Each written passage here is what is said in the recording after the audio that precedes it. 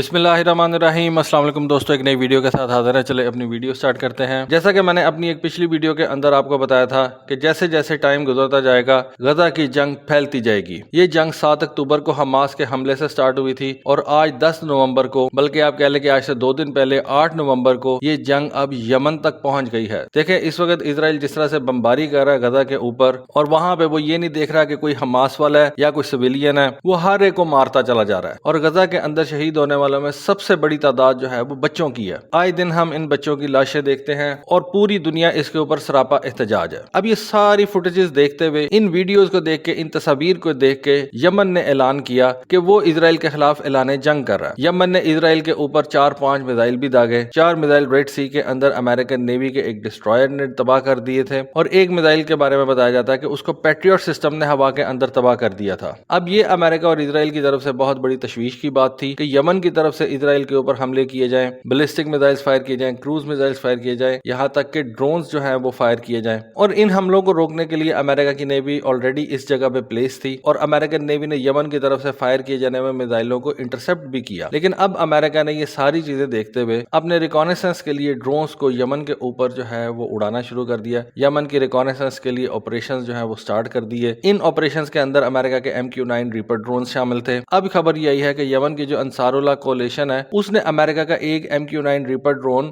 Yemen के ऊपर उड़ते हुए शॉट डाउन कर दिया। अब यमन के अंसारुल्लाह कोलिशन का ये कहना है कि ये MQ-9 रीपर ड्रोन यमन के ऊपर हॉस्टाइल मॉनिटरिंग और स्पाई एक्टिविटीज परफॉर्म कर रहा था और ये अमेरिकन ड्रोन यमन के टेरिटोरियल वाटर्स के ऊपर जो है वो फ्लाई कर रहा था। खैर, अमेरिकन ने इस रिपोर्ट को तो रिजेक्ट कर दिया कि हमारा ये ड्रोन यमन के टेरिटोरियल वाटर्स के ऊपर फ्लाई कर रहा था, लेकिन अमेरिकन ने ये जरूर मान लिया कि यमन के एयर डिफेंस सिस्टम ने अमेरिका का एक MQ-9 रीपर ड्रोन तबाह कर दिया। अब ये एक बहुत बड़ी बात है। इससे आपको यमन और ईरान बैक्ड मिलिशिया की कैपेबिलिटीज का भी पता चलता है। ये जो MQ-9 रीपर ड्रोन है ये बेसिकली एक मेल ड्रोन है, यानी कि मीडियम एल्टीट्यूड लॉन्ग एंड्योरेंस वाला। और मीडियम एल्टीट्यूड जो है वो भी कोई बहुत कम एल्टीट्यूड नहीं होता। और ये जो MQ-9 रीपर ड्रोन है इसकी ऑपरेशनल एल्टीट्यूड 25,000 फुट की बुलंदी तक जो है वो बताई जाती है। तो अगर यमन के पास ऐसे surface to air missile systems मौजूद हैं जो 25,000 फुट की बुलंदी के ऊपर जाके किसी भी चीज को हिट कर सकते हैं, ड्रोन हो, खैर ड्रोन की जो स्पीड होती है वो बहुत ज्यादा तेज नहीं होती, लेकिन फिर भी 25,000 फुट तक ये surface to air missile system hit कर रहे हैं, तो ये ईरानियन बैक्ड मिलिशिया की एक बहुत बड़ी कामयाबी है। और अब एक बात तो कंफर्म है कि इस एरिया के अंदर अमेरिकन अपना कोई MQ-9 रीपर ड्रोन जो है वो रिकॉनेसेंस के लिए नहीं भेजेंगे और दूसरे तरीके जो है वो इस्तेमाल किए जाएंगे। हो सकता है कि कोई और हाई एल्टीट्यूड वाला ड्रोन जो है वो भेजा जाए, जैसा कि ग्लोबल हॉक हम जानते हैं वो इंतहाई ऊंचे एल्टीट्यूड के ऊपर जाके तो ऑपरेट कर सकता है, लेकिन फिर भी अमेरिका के पास इस एरिया के अंदर ये MQ-9 रीपर ड्रोन्स की तादाद जो है वो काफी ज्यादा है। और अगर यमन की फोर्सेज ने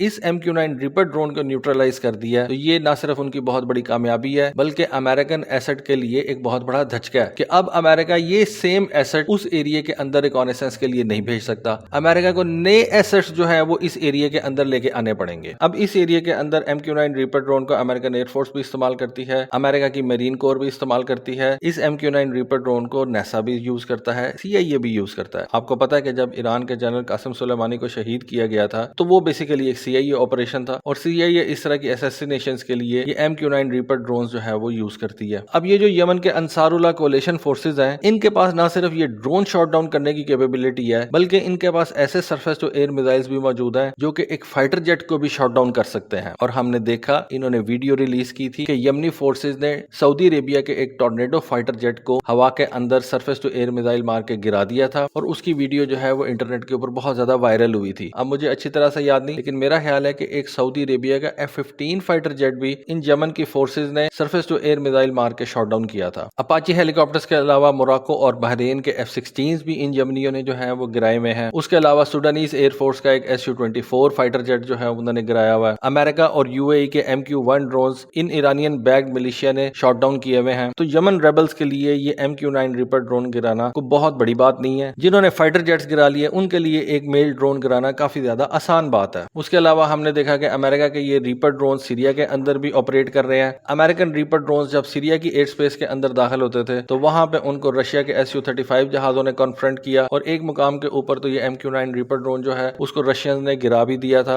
अमेरिका ने उसको भी तस्लीम किया हुआ है। इस MQ-9 रीपर ड्रोन को शॉट डाउन करने को भी अमेरिका जो है वो अब तस्लीम कर चुका है। तो जंग के अंदर आपने अपने एडवर्सरी के आगे खड़ा होना होता है। ठीक है, آپ کا ایڈورسری بڑا اسٹرانگ ہے، بڑا زبردست ہے، لیکن اگر آپ اپنے پاس جتنے بھی ریسورسز ہیں ان کو استعمال کریں گے تو آپ اپنے ایڈورسری کا بھی نقصان کریں گے، اور جتنا زیادہ آپ اپنے ایڈورسری کا نقصان کریں گے وہ اس کو پیچھے ہٹنے پہ مجبور کرے گا اور ٹیبل کے اوپر مذاکرات کے لیے لے کے آئے گا۔ تو دوستو یہ ایک اپڈیٹ تھی، سوچا آپ کے ساتھ شیئر کروں۔ ہوپ فلی آپ کو آج کی ویڈیو، آج کی انفارمیشن پسند آئی ہوگی۔ کامنٹ سیکشن میں اپنی رائے سے ضرور آگاہ کیجیے گا۔ آج کے لیے بس اتنا ہی، تھینک یو، اللہ حافظ۔